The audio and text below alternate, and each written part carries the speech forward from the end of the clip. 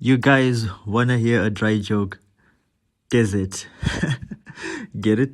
Did you get it? Anyways, let's dive straight into today's topic called social stagnation. Every day you wake up is the same. The alarm clock tears through the silence and you open your eyes only to find yourself in the same cramped room you've been stuck in all these years. You want to wake up, you know you need to get up, but you can't bring yourself round to doing it. So you roll over onto your side and stretch your hand out to reach your phone, snoozing the alarm. Maybe you try to wake up early again tomorrow, but deep down you know you won't. It's not that you don't want to, but there's an incessant pain in your head. It feels like a knife lodged deep down there somewhere. The result of being stuck in the same cycle without an end in sight. Your dopamine levels are probably dangerously low. No motivation, no prospects. You are not alone. I've been in this situation, and truth be told, I currently still am.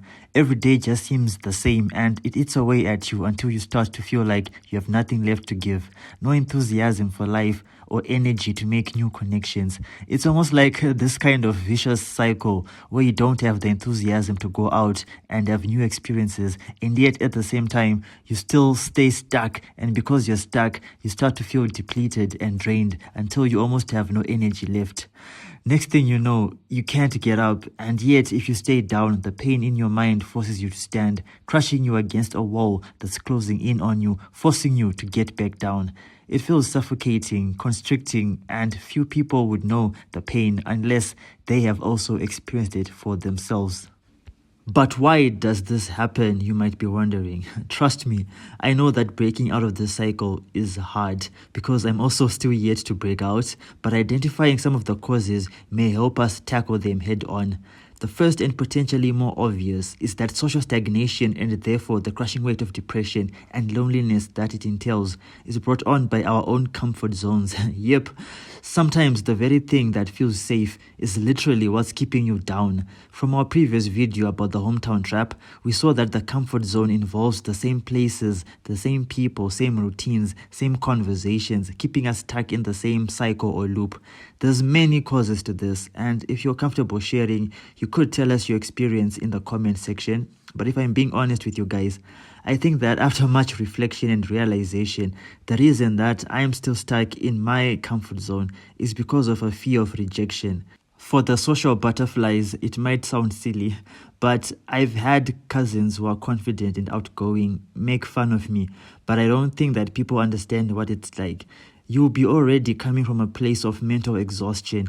So when you meet someone that you might be interested in talking to, your mind jumps into worst case scenario or flight mode, basically setting off all those alarm bells and questions like, what if they laugh at me? What if they say, leave me alone? Or what if I make things awkward and end up going home feeling embarrassed on top of my borderline depression? It's a whole lot. I'm not trying to make excuses for it, but all of these are valid. And yet, here's the thing, guys. If you also find yourself often faced with a fear of rejection that's holding you back, try to remember that life is kind of strange when we think about it. I don't know if we have gamers on here with us today, but there are some video games, where the controls aren't intuitive and the game developers invert them to make certain missions more engaging. So for example, you could be flying a hovercraft across the sky, but when you press on the down button, the craft shoots up towards the sky, and when you try to lean sideways to the left, it veers to the right instead. It's the inverted nature of that gameplay that's designed to be a challenge, and once you're able to adjust to the controls, the game lets you sail off smoothly. That's much like life. The difficulties, the fears, the cringe are like obstacles that aren't meant to destroy us per se, but overcoming them would help us get better and proceed to the next level. Next time you feel placed in a chokehold by a fear of rejection, I want you to try and visualize what success would feel like, how laughing with new people would feel, having new connections and hanging out at new places would be like. There's so much in the world to see, and it can all start with you saying hi or making an effort to attend that event where people with similar interests to yours might be. I know that these days there's so much pressure, especially when we're just trying to make ends meet. We're spending most of our time on the long commutes to get to our jobs, then back.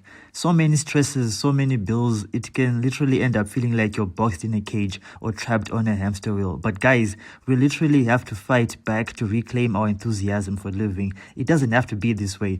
You can go to work hard, and travel back home, and also find time, even if it's just an hour on a single day that week, to live a little. Life can't just be all about paying bills and waiting to die. There's more to it, but we have to put in the effort to be present and force ourselves out of our routines. I'm also trying. In fact, I recently changed shops where I do my grocery shopping. It may sound small or silly, but it legitimately feels like I've moved cities. The staff is friendlier. I occasionally have a conversation with people, just these little things that make my day not as heavy in the mornings. And looking at your own routine, what's one small shift, one small change you could make that you think would be helpful? It could be changing the same monotonous route you take back home, or simply even making sure to speak to at least one new person who's outside your daily orbit. But it starts with you. You have to kick yourself into gear and put in the effort. If not for the joy of meeting new people, then I would suggest that we try it in order to save future versions of ourselves from potential health problems. Apparently, and I was shocked when I found this out, you know that Marseille Martin's meme when she's leaning back and clutching her chest in surprise? Yep, that was me, guys.